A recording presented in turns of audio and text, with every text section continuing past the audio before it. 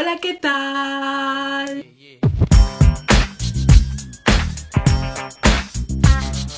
Aujourd'hui, je voulais partager avec vous ma routine capillaire, mais avant de commencer la vidéo, je voulais quand même faire une mise au point pour que vous sachiez d'où je viens capillairement parlant, d'accord? Il faut savoir qu'avant l'été 2016, je portais toujours des perruques parce que j'avais la flemme d'entretenir mes cheveux. Mais en raison de mon cursus, j'ai dû partir en stage à l'étranger, donc je suis rentrée en Espagne et j'ai laissé mes cheveux respirer pendant 3 mois. Le problème, c'est que j'ai laissé mes cheveux respirer, certes, mais je les nourrissais pas, je mettais pas de l'huile et je les démêlais pas. Donc, c'est pas difficile à deviner. Quand je suis rentrée en septembre en France, après 3 mois sans savoir ni nourrir ni démêler mes cheveux, bah, ils étaient tout cassés et abîmés. Tu fais les choses à ta guise. Ça, c'est pas déjà normal.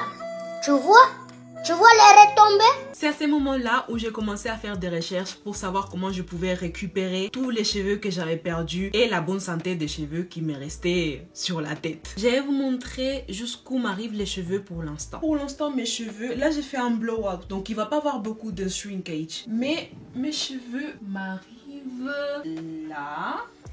Je sais pas si vous voyez, mais je pense que c'est le milieu de mon dos, plus ou moins. Donc si vous voulez savoir comment je suis passée de ça à ça, je vous invite à regarder le reste de la vidéo et on se retrouve à la fin. À tout à l'heure. Alors je tenais quand même à vous montrer mes cheveux quand je sors de la douche pour vous montrer un peu leur état sans blow dry. Je montre mes cheveux comme ça parce que je sais qu'il y a des filles qui pensent que moi j'ai les cheveux plus souples et tout ça, mais je vous rassure, j'ai des cheveux 4C comme vous, d'accord? Comme vous voyez, c'est des cheveux qui sont en très bonne santé avec un bon shrinkage. Au cas où vous ne le savez pas, avoir beaucoup de shrinkage, ça veut dire que tes cheveux sont en bonne santé, qu'ils ont une bonne élasticité. Donc voilà. Donc la première chose qu'il faut savoir pour avoir une bonne routine capillaire, c'est votre porosité, d'accord? La porosité de vos cheveux, c'est leur capacité à retenir de l'eau et bon, le reste de trucs et à rester hydraté. Il faut savoir qu'il y a 3 catégories de porosité, donc la porosité élevée, la porosité moyenne et la porosité basse. Une façon de connaître votre porosité, c'est tout simplement en prenant un verre d'eau que vous allez remplir et ensuite vous allez prendre une mèche de votre cheveu et la poser dessus. Si au bout de 5 minutes votre cheveu a coulé, ça veut dire que votre porosité est haute et que votre cheveu peut absorber beaucoup d'eau. Si votre cheveu reste à la moitié, ça voudra dire que vous avez une porosité moyenne. Et si votre cheveu reste sur la surface, ça voudra dire que vous avez une basse porosité comme moi. Donc bien évidemment, cette routine capillaire s'applique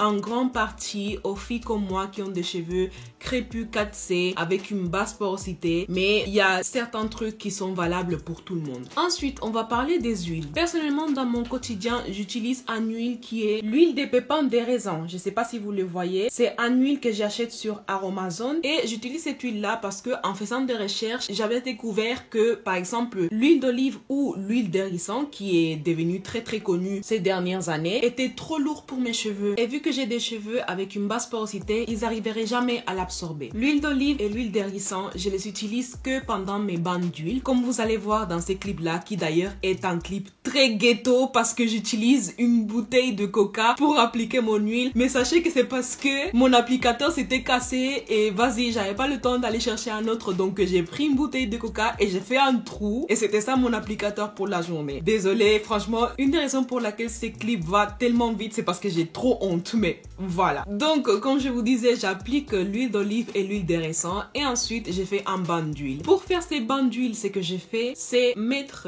un sac plastique sur ma tête pour protéger mes cheveux. Ensuite, je prends un chiffon que j'ai imbibé d'eau et que j'ai mis au micro-ondes pendant 1 minute 30, un truc comme ça. Vous pouvez voir qu'il y a la vapeur qui sort et tout. Et ensuite, je le pose sur mes cheveux et je mets un autre sac plastique pour que la chaleur ne s'échappe pas. Et je reste avec ces bains d'huile une demi-heure ou 1 heure avant de rincer mes cheveux. Parce qu'il faut savoir aussi que ça ne sert à rien de rester toute la nuit avec un masque. Les cheveux arrêtent d'absorber des produits au bout d'1 heure plus ou moins. Donc pour les huiles, c'est tout. Je vais aussi vous mettre un petit tableau que j'avais trouvé avec les meilleures huiles pour cheveux crépus à basse porosité. Et sachez que l'huile des pépins de raisin est le premier dans le tableau. Donc c'est pour ça que je l'ai acheté. Ensuite, on va parler des produits capillaires et leurs composants. En faisant des recherches, j'ai découvert que les gens avec une basse porosité personnalités doivent faire très attention aux composants de leurs produits capillaires. Et on doit surtout faire attention à que les produits n'aient pas des protéines. Pourquoi? Parce que les protéines vont rendre nos cheveux beaucoup plus rigides et beaucoup plus cassants. Je vais aussi vous mettre une liste des protéines les plus pressantes dans les produits capillaires. Si vous regardez la liste de composants de votre produit et vous voyez qu'il y a une protéine qui fait partie des 5 premiers ingrédients, il faut le redéposer en rayon. D'accord? Vous ne voulez pas ça pour vos cheveux. Ou par exemple, si vous voyez 2 protéines dans la liste totale des composants. Mais si vous avez la flemme de regarder tout ça, il vous suffit juste de regarder les mots qui sont utilisés dans le produit. Si c'est un produit que vous achetez en magasin et que c'est un produit qui n'est pas vraiment naturel. Si vous voyez des mots tels que réparateur, fortifiant, etc., déposez-le en rayon parce que ça veut dire que c'est des produits qui ont un taux très élevé en protéines qui d'habitude sert à ça. Il sert à fortifier les cheveux, mais pour nous, c'est pas une bonne chose. Apparemment, de ce que j'ai compris, il y a que 3 protéines que nos cheveux peuvent supporter en petite quantité et je vais aussi vous mettre une image pour vous montrer les protéines. Mais sinon, si vous cherchez des produits qui n'ont pas beaucoup de protéines, je vous conseille la gamme de Shea Moisture. Donc, c'est cette gamme-là qui est spécialement conçue pour nos cheveux et c'est Low Porosity Protein... Yeah. Comme vous voyez sur le nom, Low Porosity Protein Free, c'est des produits qui sont faits pour des cheveux avec une porosité basse et qui n'ont pas de protéines. Si jamais vous voulez fortifier vos cheveux, je vous conseille de faire un masque très ponctuel, vraiment une fois tous les 2-3 mois avec le produit que je vais vous mettre ici. D'accord? C'est un masque que j'achète et que je mets, comme je vous dis, une fois tous les 3 mois. D'accord? C'est à utiliser très ponctuellement. Parce que en fait, nos cheveux ont besoin de protéines, mais pas tout le temps. Je sais que certains d'entre vous faites de masques naturels faits à la maison. Et sachez qu'il y a certains aliments que vous devrez éviter parce que ils sont aussi très élevés en protéines. Sauf si vous voulez les utiliser pour le traitement ponctuel des protéines, comme je vous dis. Donc, encore une fois, je vais vous mettre un tableau pour vous montrer les produits que vous ne devez pas utiliser. Mais je vais vous les lire quand même parce que, ils sont en anglais. Donc, c'est l'avocat, la mayonnaise, les œufs, le lait de coco et le yaourt grec. Et franchement, ça, je peux vous l'assurer. Une fois, j'avais fait une masque à l'avocat et franchement, c'était la pire décision de ma vie. Mes cheveux, ils étaient tellement... Je saurais même pas comment le décrire. Ils étaient tellement secs et rigides. Et en plus de ça, j'ai eu des morceaux d'avocat pendant 3 jours sur ma tête. Donc,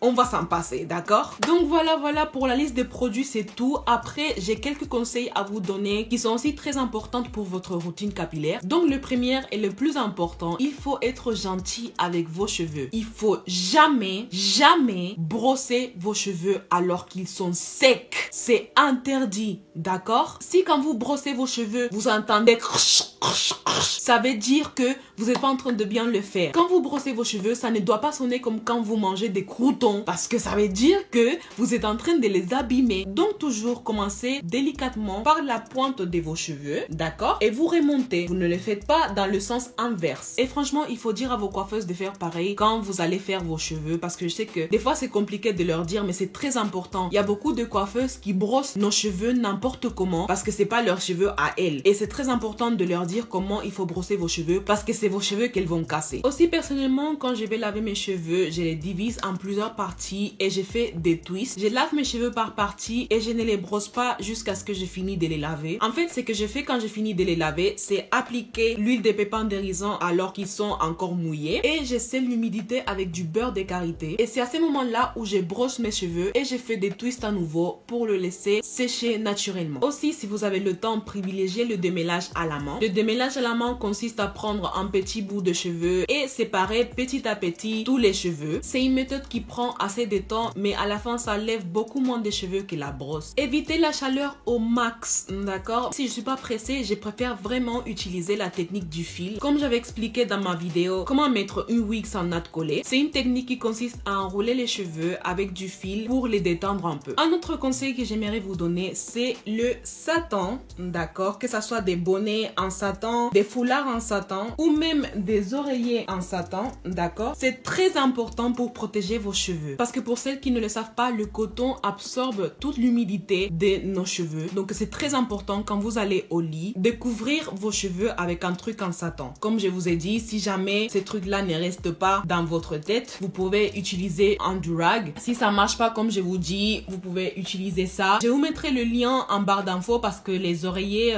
les housses d'oreiller que j'avais acheté, je les avais achetés sur AliExpress et elles m'avaient coûté 6 €. Et en plus ça, ils sont super mignons. C'est ce que j'ai toujours derrière là dans mon lit. Et mon dernier conseil, même si je sais que certaines ne vont pas aimer, c'est privilégier les perruques comme coiffure protectrice. Pourquoi? Parce que quand on nous fait des braids, les coiffeuses ont tendance à trop serrer, surtout devant et derrière. Et même en général, les braids et ces genres de coiffures ajoutent de la tension à notre cuir chevelu et ça va ralentir la pousse forcément. Personnellement, ça fait 4 ans que je ne fais pas des braids. Après, je pense que je vais en faire prochainement, mais parce que ça fait très longtemps et de toute façon, j'ai déjà la longueur que je voulais. Mais sachez que même des nattes collées, j'en fais plus. Après, c'est aussi parce que j'ai un cuir chevelu qui est très sensible. Mais voilà, comme je vous dis, si vous pouvez privilégier les perruques pour protéger vos cheveux, faites-le et je pense que vous allez très vite voir la différence. Aussi, j'avais oublié de vous dire que maintenant, je suis en train de tester ces produits-là qui me viennent de la marque Pure Pousse et qui vont remplacer l'huile d'olive et l'huile d'hérisson pour le bain d'huile, d'accord? Parce que ces masques réparateurs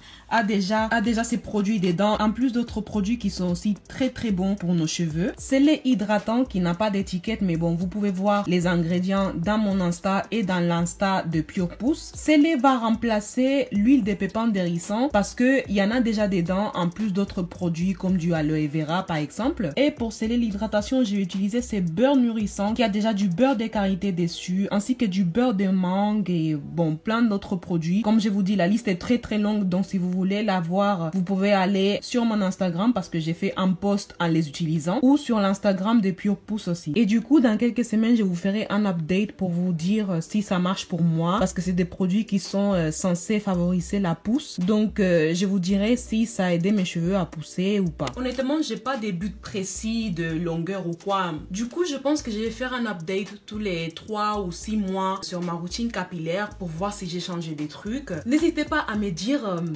à nous dire en commentaire quelle est votre routine capillaire et si ça marche pour vous. Ça se trouve que vous m'aiderez aussi, moi et le reste de la communauté. Et comme je suis une personne très curieuse, j'aimerais aussi savoir si vous avez une longueur spécifique à attendre. Aussi, n'oubliez pas de partager cette vidéo avec vos copines, vos copains et abonnez-vous à ma chaîne aussi. Ça me ferait très plaisir de voir que notre communauté, je sais pas dire communauté, ça me ferait très plaisir de voir que notre communauté augmente de jour en jour. Prenez soin de vous et je vous dis à très bientôt pour une nouvelle vidéo. Bisous!